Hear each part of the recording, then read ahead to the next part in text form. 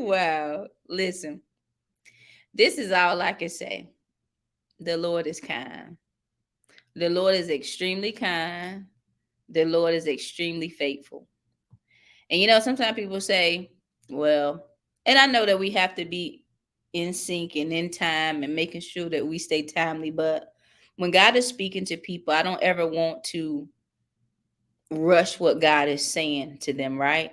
And so I'm going to share just two scriptures with you guys and let it be a declaration over you. Thank you to everybody who is tuned in. Thank you to everybody who's made comments.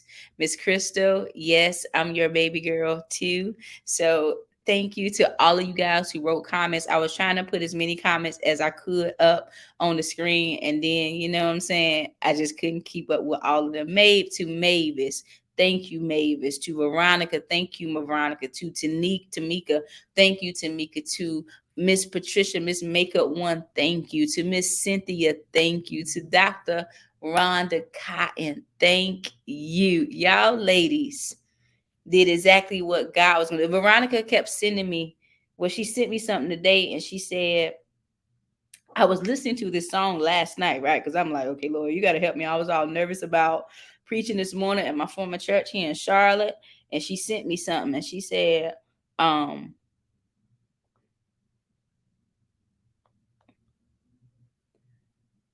the prayers of the righteous avail it much. He will make all grace abound towards you. Avail it much is abundance. Abundance in whatever you are seeking today in his glory today is going to be fire. And so, you know, he did more than I can ever expect. I was just a willing vessel to say, hey, okay, we're going to put this together. These are the people I'm going to reach out to. And there was other people I reached out to that wasn't able to be a part, but I believe it was orchestrated by God. And so I'm going to leave you with two scriptures. One, I prayed, and this was really my base scripture today for ministry. My mama always tells me, she says, baby, you're long-winded. And I say, mama, my mama said it. Sometimes you got to explain on what you're saying, right? But I'm going to read you Genesis 28, 10 through 17. And I'm going to read you one more chapter and we're going to be done. We'll be done in 5 minutes, 10 minutes, 10 minutes. It says, now Jacob left Beersheba never to see his mother again and traveled toward Haran. And he came to a certain place and stayed overnight there because the sun had set. Taking one of the stones of the place, he put it under his head and lay down there to sleep.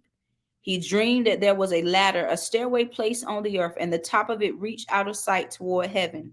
And he saw the angels of God ascending and descending on it, going to and from heaven. And behold, the Lord stood above and around him and said, I am the Lord thy God of Abraham, your father's fathers, and the God of Isaac. I will give to you and to your descendants the land of promise on which you are lying. Your descendants shall be as countless as the dust of the earth, and you shall spread abroad to the west and to the east and to the north and to the south.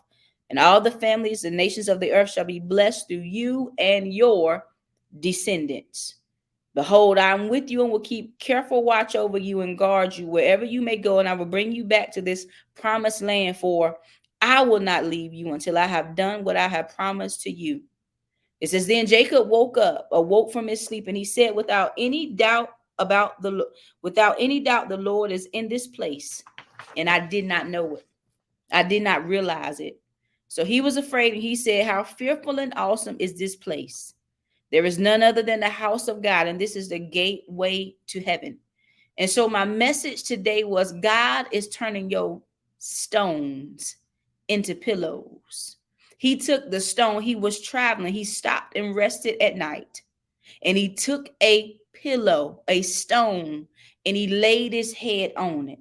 So I declare that what has kept you up at night, what has hurt you, what has been hard for you, that God will turn it into a pillow. You will sleep at night. You will have peace about it because God is doing something. I remember in 2022, when pandemic first happened, it was May.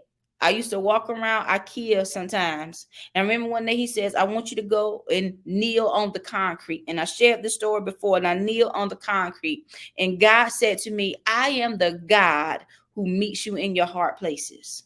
In 2020, my life was not hard. In 2020, I had seen some stuff, but compared to what I've seen since 2020, that was like, oh my gosh. And so, whatever place you're in, especially if it's a difficult place, especially if it's a place that you don't like, especially if it's a place that's kind of hard, God will meet you in your hard places. And this is the last scripture that I'll give you guys, and then we're going to go.